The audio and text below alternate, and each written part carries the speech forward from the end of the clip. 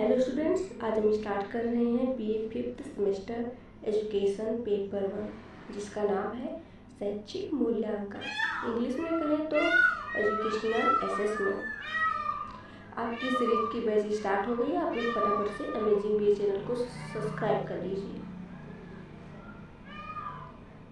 Question number first, most important question है, ध्यान दीजिएगा। बुद्धि 7 प्राथमिक मानसिक योग्यताओं का समूह है। थर्स्टन स्पष्ट कीजिए। थर्स्टन ने अपनी पुस्तक प्राइमरी मेंटल एबिलिटीज में बुद्धि के 13 खंडों अर्थात मानसिक योग्यताओं का उल्लेख किया है। थर्स्टन ने अपनी बुक में या अपनी पुस्तक में प्राइमरी मेंटल एबिलिटीज में, इनकी पुस्तक का नाम है प्राइमरी मेंटल एबिलिटीज। इस बुक में थर्स्टन ने बुद्धि के 13 खंडों अर्थात मानसिक योग्यताओं का उल्लेख किया है। उनमें से 7 प्राथमिक मानसिक योग्यताओं को स्पष्ट करते हुए उनका मापन करने वाली एक परीक्षण माला बनाई है, जिसका नाम उन्होंने रखा test of mental abilities. Thurstone द्वारा उल्लिखित 7 प्राथमिक मानसिक योग्यताएं निम्नलिखित हैं। पहला है आंकिक योग्यता, न्यूमेरिकल एबिलिटी। दूसरा है शाब्दिक योग्यता, वर्बल एबिलिटी। तीसरा है तार्किक योग्यता, रीजनिंग या लॉजिकल एबिलिटी। चौथा है स्थान संबंधी या देशिक योग्यता, स्पेशियल एबिलिटी। पांचवा है स्मृति योग्यता, मेमोरी एबिलिटी। छठा है शब्द प्रवाह योग्यता, वर्ड फ्लुएंसी एबिलिटी। सातवां है प्रत्यक्षीकरण की योग्यता, परसेप्चुअल एबिलिटी।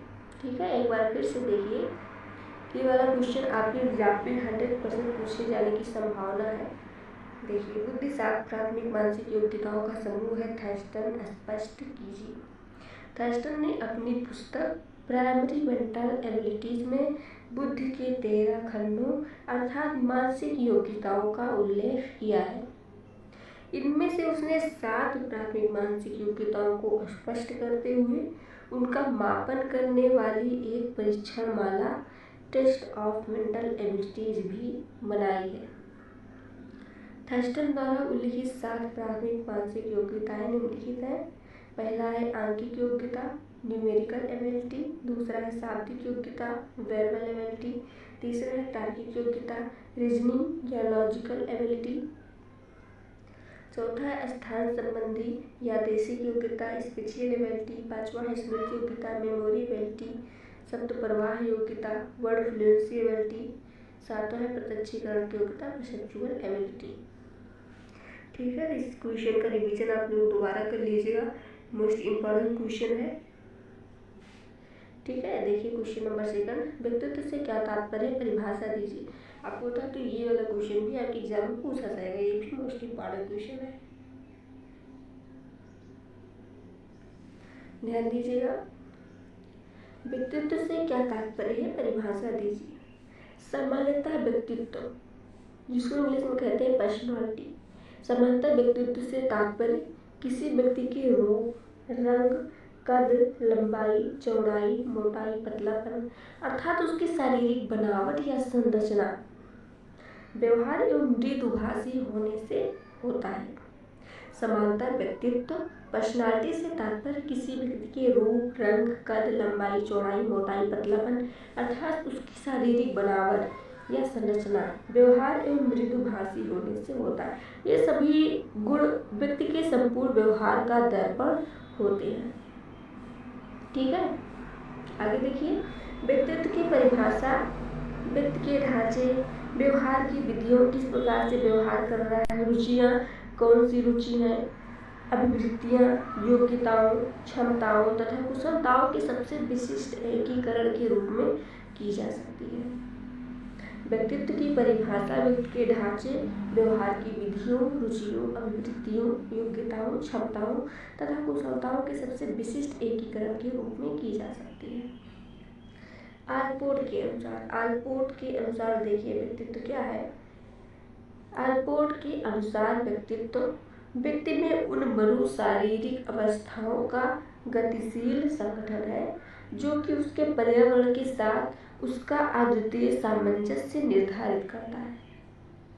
स्पष्ट है कि व्यक्तित्व शब्द का प्रयोग व्यक्ति के शारीरिक, मानसिक, नैतिक एवं सामाजिक गुणों के सुसंगठित एवं गतिवान संगठन हेतु किया जाता है, जिसे वो अन्य व्यक्तियों के साथ अपने सामाजिक जीवन के आदान प्रदान में व्यक्त करता है।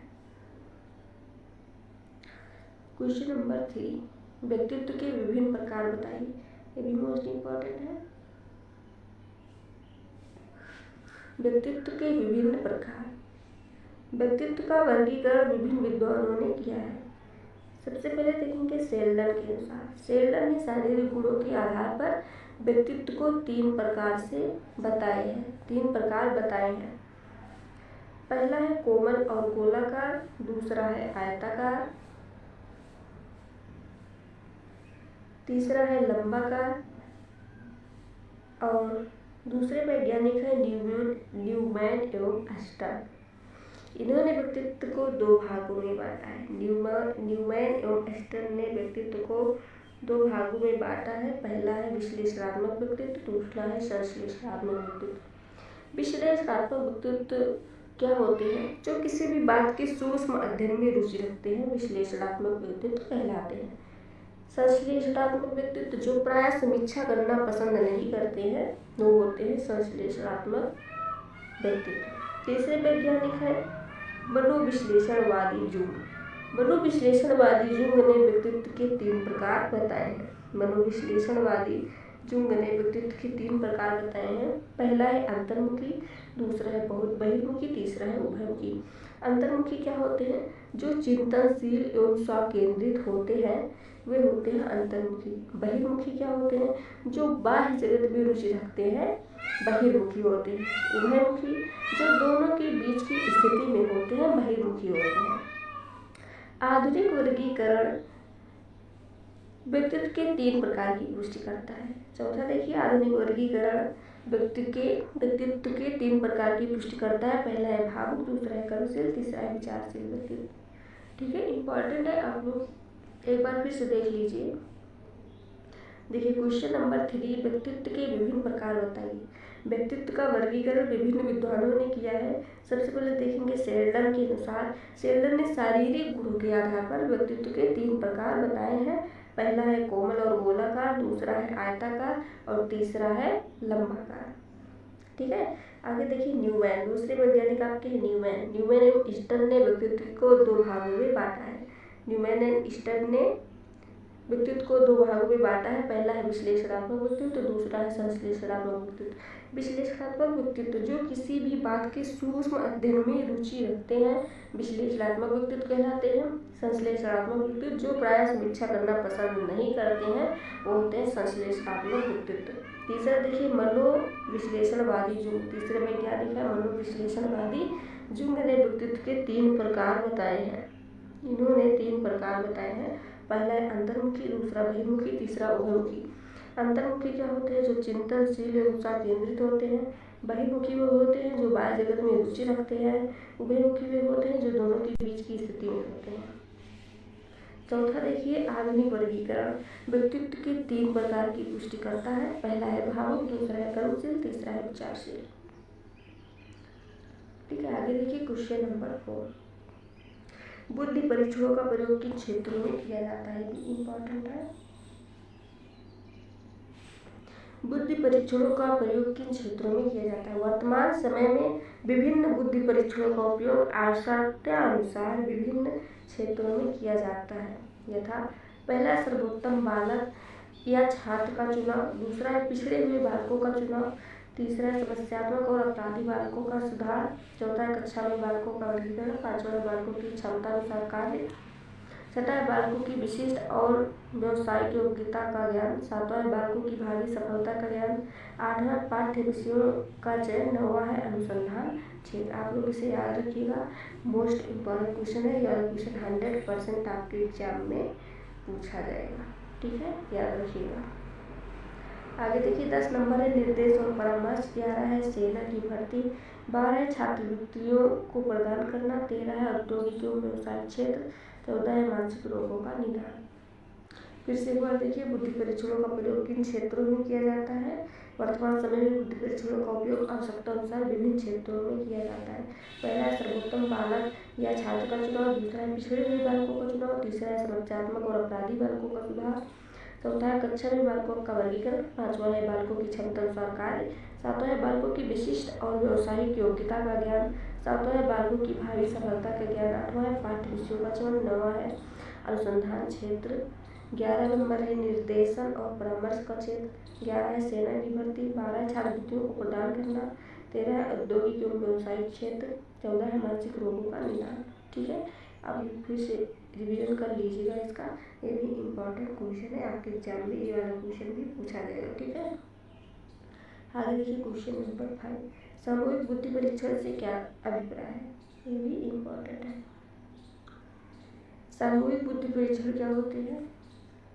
यह परीक्षण सामूहिक रूप से एक से अधिक अथवा संपूर्ण कक्षा के लिए उपयुक्त होता है।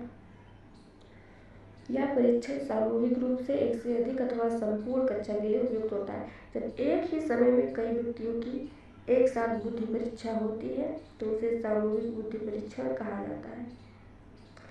प्रथम विश्व युद्ध के दौरान अमेरिका में इसकी शुरुआत हुई क्योंकि सैन्य अधिकारियों को उच्च बुद्धि वाले सैनिकों का चयन करना था ताकि उन्हें ऑफिसर बनाया जा सके। इसके लिए 2 प्रश्नावलियों का निर्माण किया गया, पहला है अल्फा परीक्षण, दूसरा है बीटा परीक्षण। अल्फा परीक्षण क्या है?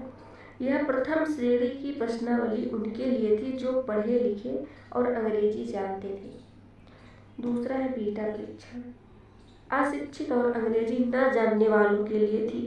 यह परीक्षण वाचिक प्रकार की थी जिसमें मौखिक या लिखित भाषा की आवश्यकता थी। कुछ विशिष्ट अभिवृत्तियों के लिए प्रश्नावलियां भी थी। फिर देखिए एक बार क्वेश्चन नंबर 5, सामूहिक बुद्धि परीक्षण से क्या अभिप्राय है? यह परीक्षण सामूहिक रूप से एक से अधिक अथवा संपूर्ण कक्षा के लिए उपयुक्त होता है जब एक ही समय में कई व्यक्तियों की एक साथ बुद्धि परीक्षा होती है तो उसे सामूहिक बुद्धि परीक्षण कहा जाता है। प्रथम विश्व युद्ध के दौरान अमेरिका में इसकी शुरुआत हुई क्योंकि सैन्याधिकारियों को उच्च बुद्धि वाले सैनिकों का चयन करना था ताकि उन्हें ऑफिसर बनाया जा सके। इसके लिए 2 प्रश्नावलियों का निर्माण किया गया, पहला है अल्फा परीक्षण, यह प्रथम श्रेणी की प्रश्नावली उनके लिए थी जो पढ़े लिखे और अंग्रेजी जानते थे। दूसरा है बीटा परीक्षण, अशिक्षित और अंग्रेजी न जानने वालों के लिए थी। यह परीक्षण वाचिक प्रकार के थे जिसमें मौखिक अथवा लिखित भाषा की आवश्यकता थी। कुछ विशिष्ट अभिवृत्तियों के लिए प्रश्नावलियां भी थी।